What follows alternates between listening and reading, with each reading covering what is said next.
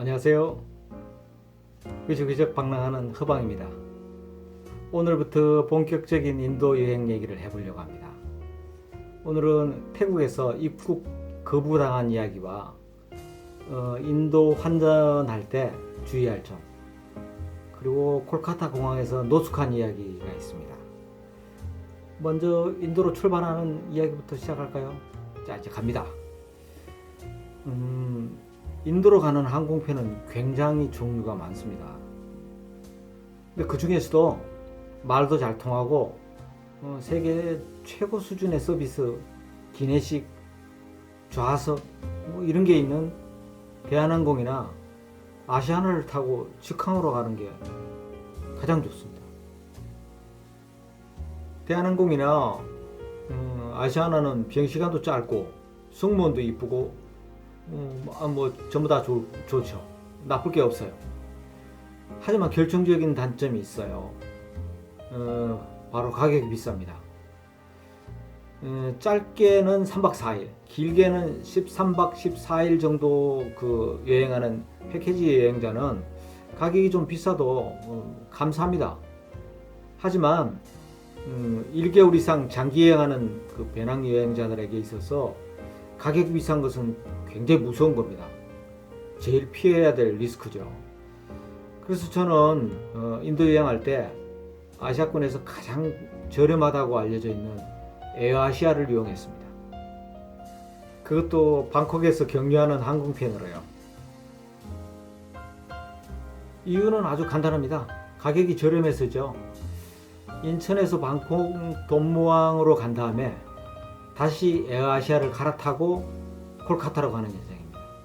저는 한 28만 원에 항공권을 구입했습니다. 그거하고 별도로 기내식 2번을 18,000원에 구매했으니까 결국 한 30만 원 좀 들었습니다. 아마 그거를 대한항공이나 아시아나를 이용해서 갔다면 아마 80만 원 내외 아마 들었을 겁니다. 반값 정도에 간 거죠.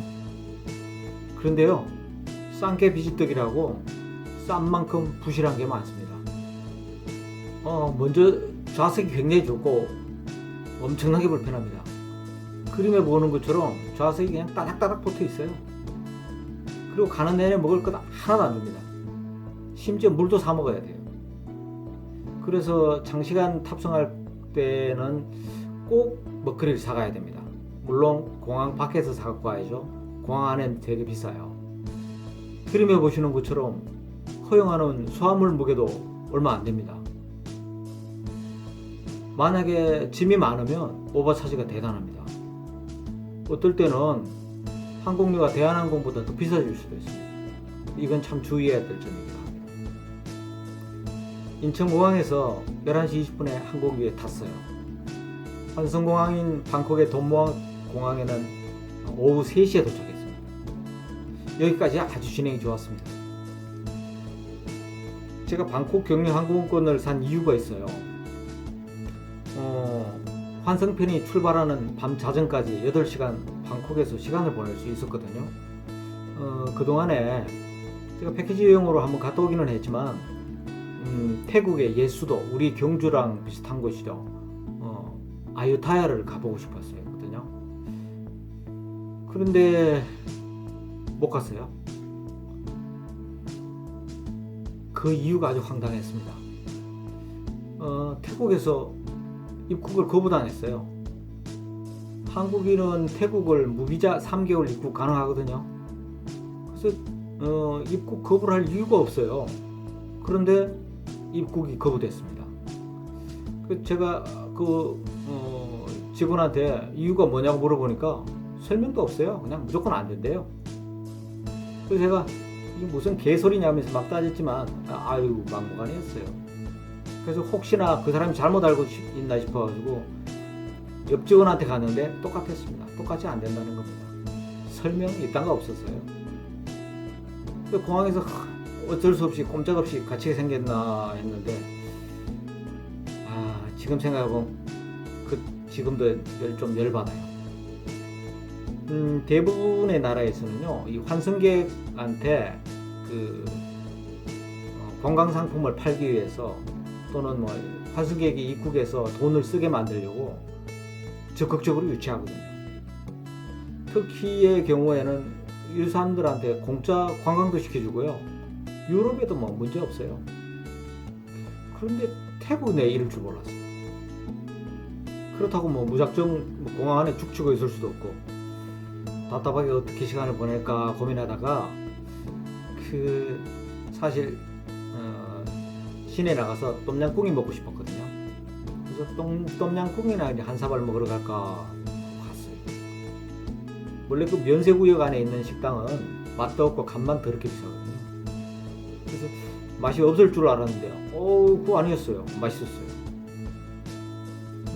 그런데 주문하고 먹는데 30분, 그리고 면세구역 돌아보는데 20분. 이제 더 이상 갈 데가 없어요. 7시간을 어떻게 보내나 고민하다가 마침 지갑에 1년에 5번 그 라운지를 이용할 수 있는 PP카드가 있었어요. 태국 라운지에서 맥주도 마시고 잠도 자고, 그 옆에 마침 인도 그 뉴델리에서 온 아저씨가 있었어요. 그 사람한테 뭐 궁금한 것도 물어보고 이러다 보니까 그냥 7시간 지나가더라고요. 한 11시경 돼가지고 이제 콜카타행 비행기 타려고 탑승구로 갔더니 전부 인도 사람들만 있어요. 아이고, 진짜로 인도로 가는가 보다 하는 생각이 들더라고요. 출발한 지 한 2시간 반 정도 지나니까 콜카타 공항에 도착했어요. 이름이 되게 길어요. 공항 이름이 네타지 서부해시 찬드라보스 국제공항. 무지 길어요. 그런데 인도는요, 외국에 대한 비자가 무지하게 인색합니다. 대부분 나라와 비자 면제 협정 이런 거 없어요. 그동안 한국인도 여행하려면 사전 비자를 받아야만 했었습니다. 그런데 얼마 전부터 일본에 이어 2번째로 도착 비자를 받을 수 있다는 그런 소식이 있었습니다. 저는 이것만 믿고 그냥 출국 심사대로 갔어요. 갔는데 마침 내 줄 앞에 중국인 노동자가 한 30명 줄 서서 기다리고 있더라고요. 인도 사람들은 바쁘지 않아요. 천천히 그냥 세워라 내워라 합니다. 한 30-40명 정도 있으니까 이거 다 기다렸다가는 밤을 새요. 이거 어떻게 해야지 하고 이제 고민하고 있을 때 그 직원이 부르더라고요. 한국인이냐고. 그래서 그렇다고 그러니까 그 중국인들 싹 제끼고 맨 앞으로 가서 우선 심사를 받게 해줬어요. 다행이죠, 그죠? 공항에 비치된 입국 서류를 작성을 하는데 이상한 게 많았어요. 어느 나라에도 없는 부모님 이름을 물어보고 마누라 이름도 물어보고 국적도 기록하라고 되어 있더라고요. 이상하다고 생각했는데 인도에서는 이것만 파악하면 사회적 신분을 파악할 수 있다고 합니다. 공식적으로는 신분 제도가 없어졌지만 이것만 확인하면 이 사람이 브라만인지 수도란지 금방 알 수 있대요. 어쨌든 빨리 입국할 수 있었습니다. 근데 이때 이제 입국비를 내야 돼요. 인도는 입국할 때 입국비를 내야 합니다. 2,000루피. 하나로 한 3만 원 정도 돼요. 우리한테야 3만 원 좀 그까짓 거야 하겠지만 인도한테는 굉장히 큰 돈이에요. 그걸 이제 카드로 낼 수 있었습니다. 어떤 사람은 낼 때 애로사항 많다고 하는 사람도 있었는데 저는 카드로 결제하는데 문제가 없었어요. 어느 나라를 가든지 여행할 때 제일 먼저 해야 될 게 있습니다. 우선 현지 돈으로 환전을 하고요. 그리고 배낭여행자들은 인터넷 지도 잘 활용하거든요. 그걸 활용할 수 있는 핸드폰 유심을 사야 됩니다. 유럽이나 일본 같은 경우에는 국내에서도 살 수가 있어요. 그런데 인도는 이게 모두 불가능합니다. 우리나라 은행에서는 인도 화폐인 루피를 아예 환전 안 해줍니다. 그리고 유심 구입하기도 힘들고요.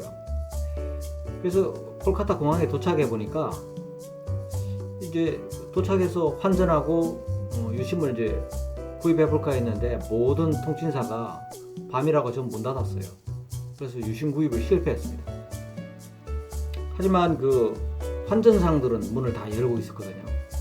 근데 환전도 공항의 환전은 환전율이 하도 나빠서 소액만 바꿔야 돼요. 그래서 그냥 $50만 바꿨습니다. 뭐 나머지 필요한 돈은 그 여행자 거리인 그 서드 스트리트라고 있어요. 거기서 환전할 생각으로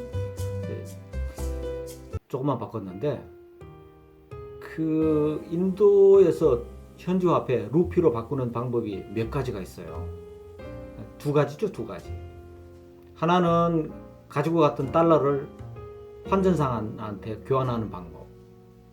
또 하나는 은행 ATM에서 현금 인출하는 거. 이 두 가지뿐이에요. 근데 주의할 게 있어요.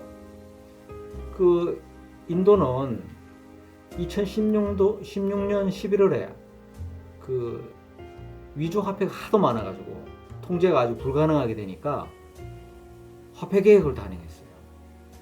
그때부터 그 구화폐인 그 고액권 그 500루피하고 1000루피 사용을 금지했습니다. 그리고 그 화폐 개혁 후에 잠깐 화폐를 교환해주고, 그것도 소액만 교환해주고 나머지 구화폐를 사용하면 처벌하는 제도를 도입했어요. 근데 지금도 그런 제도를 시행했음에도 불구하고 지금 고액권을 중심으로 가짜 화폐가 엄청 많다고 합니다. 그리고 금지된 화폐를 그냥 슬쩍 끼워주는 거죠. 특히 그 우리 같은 그 외국인들한테는 뭐 아주 쉽게 그냥 해먹을 수 있는 방법이잖아요. 그래서 환전할 때 가능하면 은행을 이용하는 게 좋아요. 특히 고액권을 주면 반드시 만져보고 눈으로 확인해야 됩니다. 수법 중에 이런 게 있대요. 고액권 중간에 색이 비슷한 그 단위가 작은 돈을 싹 접어놓거나, 아니면 고액권 두 장을 딱 반 접어서 이제 한 장을 두 장으로 세는 방법. 이렇게 사기치는 게 많대요. 정말 조심해야 돼요. 짐 찾고 환전하고 이제 입국은 했어요. 근데 이제 인도가 밤이 굉장히 위험한 곳이에요. 그래서 밖에 함부로 나가면 안 돼요. 그래서 그냥 길거리로 나갔다가 뭐 어떤 일을 당할지도 몰라서 그냥 공항 대합실에서 그냥 날이 밝을 때까지 노숙하기로 했어요. 대합실 오자에는 뭐 이미 그 현지인들이 자리를 전부 점령하고 있었어요. 잠들고 있고, 뭐 어떤 사람은 코도 골고 그랬어요. 그리고 저기 그 조용한 곳 이런 데는 벌써 뭐 명당 자리는 자리가 없었습니다. 좀 살벌한 게 총을 들고 다니는 경찰이 계속 왔다 갔다 해요. 우리 같으면 좀 무서울 텐데 이 사람들은 전혀 신경 안 쓰더라고요. 잠이 올 리가 없죠. 밤을 꼴딱 샜습니다. 모기는 또 왜 그렇게 많은지, 하여튼 모기 무지하게 몰렸어요. 나중에 안 사실인데 외국인이 오면 모기가 훨씬 더 많이 문대요. 현지인들에게서 나지 않는 독특한 체질 때문이라 그러는데, 인도에서 한 15일 정도 살면 모기가 덜 문대요. 하여튼 저는 그날 1년에 할 헌혈 다 했습니다. 오늘은 여기까지만 하겠습니다. 다음에는 인도판 택시, 산발이 오토바이예요. 오토릭샤 호객군을 뚫고 시내버스 타고 숙소까지 찾아가는 것부터 콜카타의 얘기를 한번 본격적으로 시작해 보랍니다. 뭐 오늘도 그랬지만 다음번에도 아마 우왕좌왕 할 겁니다. 감사합니다.